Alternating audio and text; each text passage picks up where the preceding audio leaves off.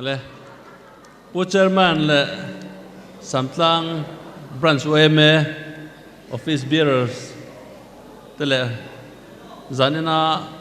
helai meron telpui tu pupi upapi silal tran puya le pujonun siamate le OMA kan senior kan froi to senior lo ni to zong zong te le khotlang froi to VC te le zanina helai meron telpui tu khotlang nu le pa le no pangte in masain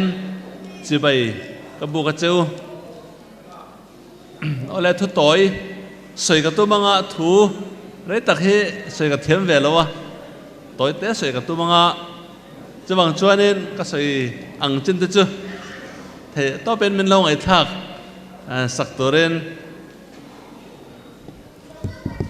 ka ngen cheu ni ole ka thu soi kan tran ma in hay zanin na khanin zero kan thiam tak tak te kan ne ya nula te no pang te tin khong tu thiam tak tak te pok kan ne ya no pang ho bi kha an thiam e man thiam lom na no pang me che no pang zero kan ho kha ron chok dia dia ula pen kalau pe don chau ne in thiam lom na khan ron chok dia dia ro na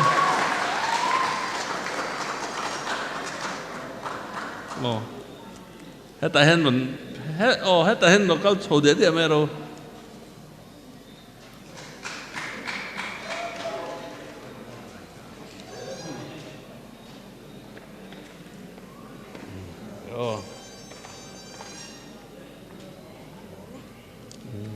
đây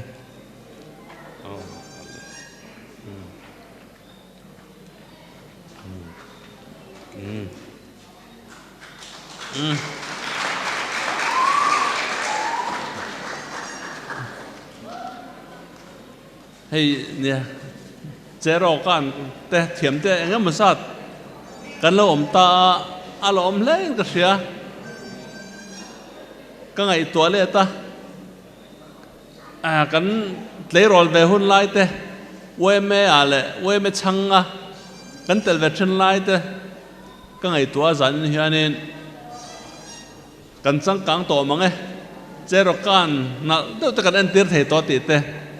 kalau ngai tua zan na hianin ka ngai tua de chu primary school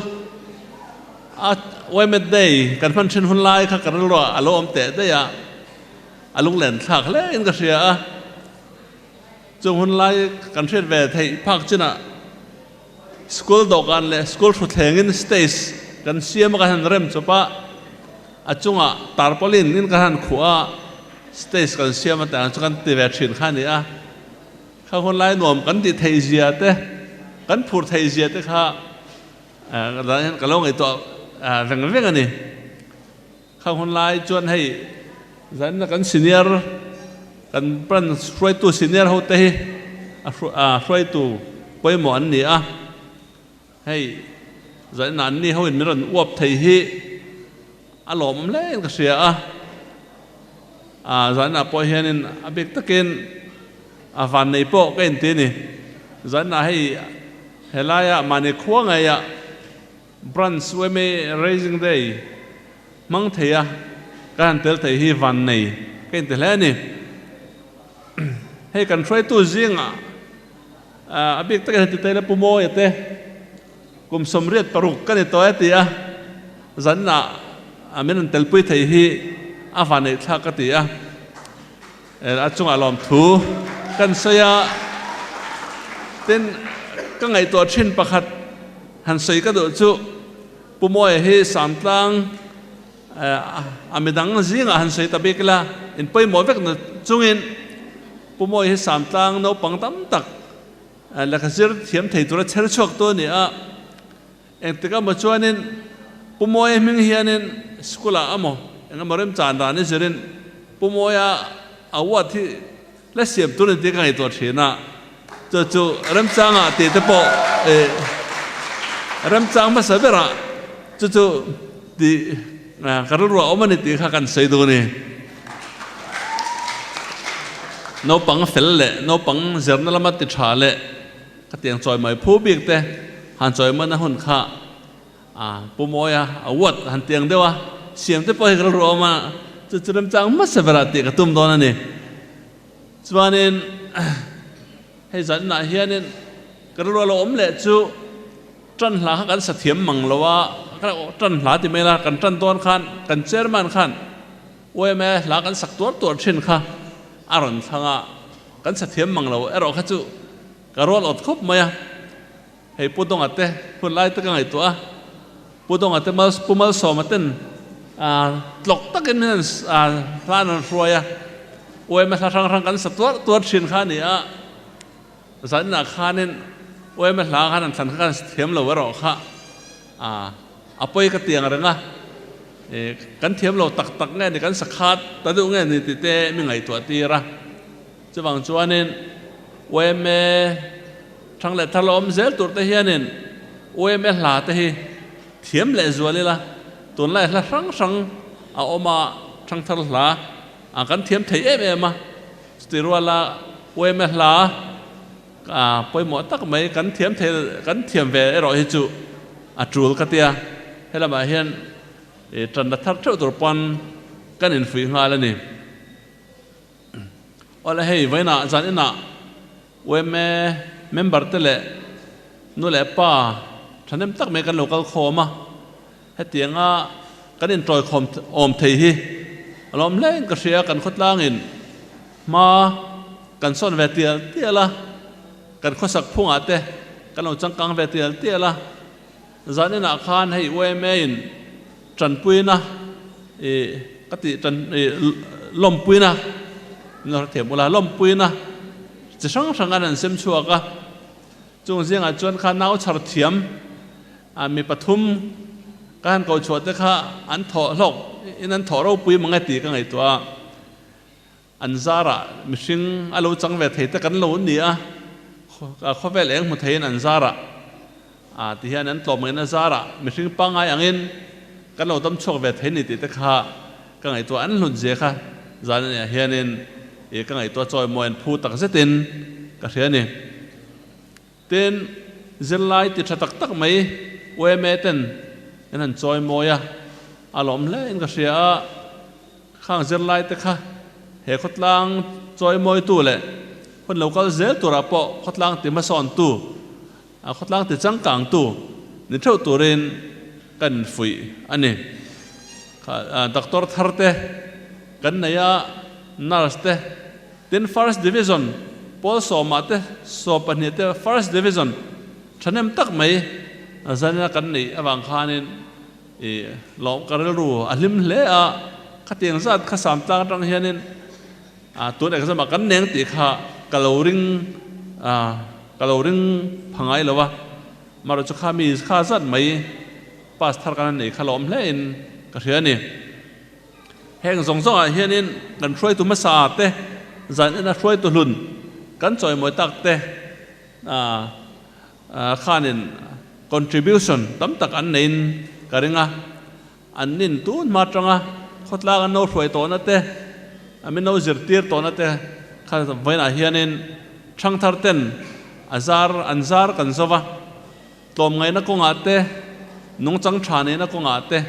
zir na ko nga te kong sang sakin khotla nga lo lang chuak me ka ni ti vaina hianin alangin ka ria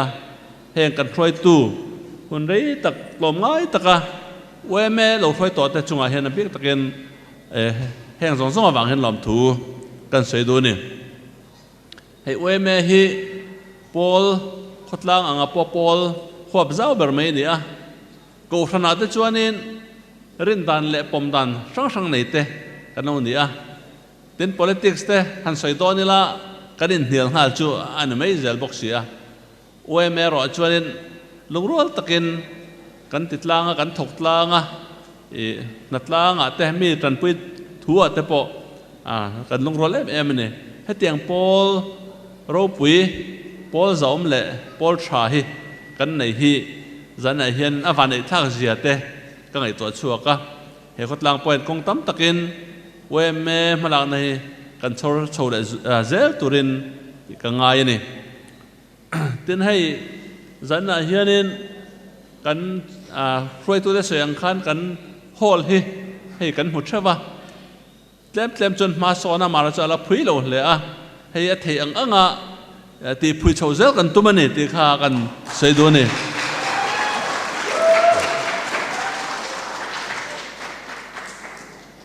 tin chu ba ka chuanin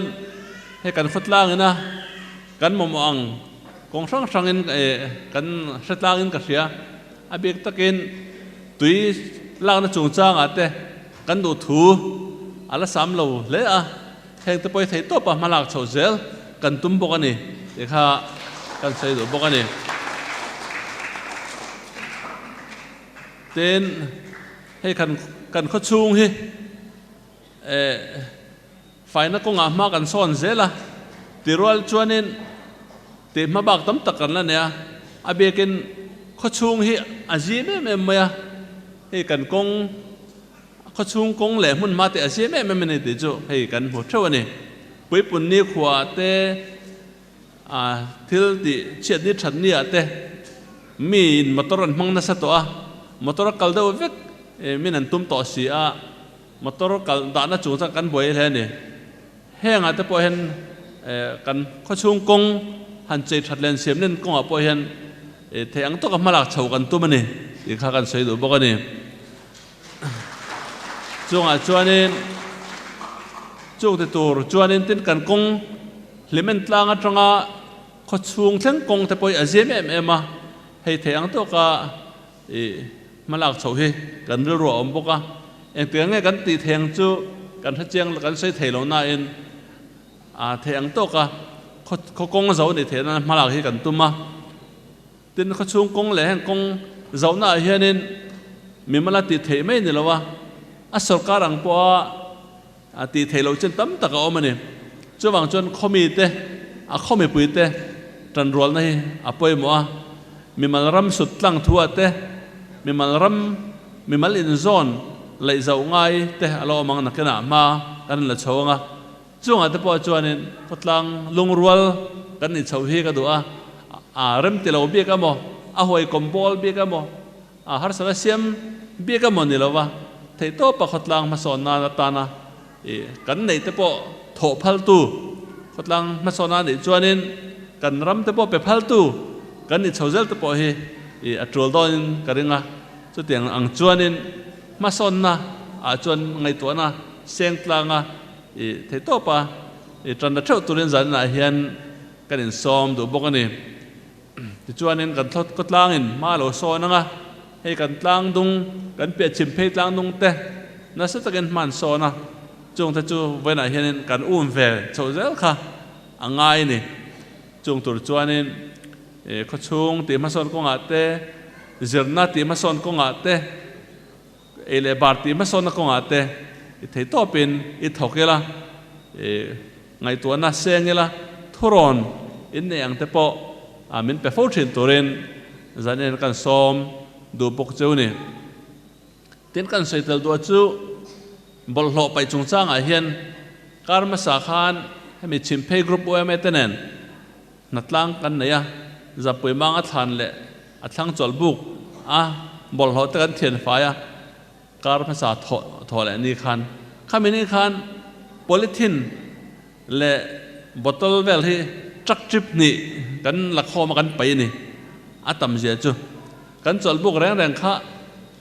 polythene in akhat vum the thurmaya ek nen zun hing nen kha in pol noi mai ni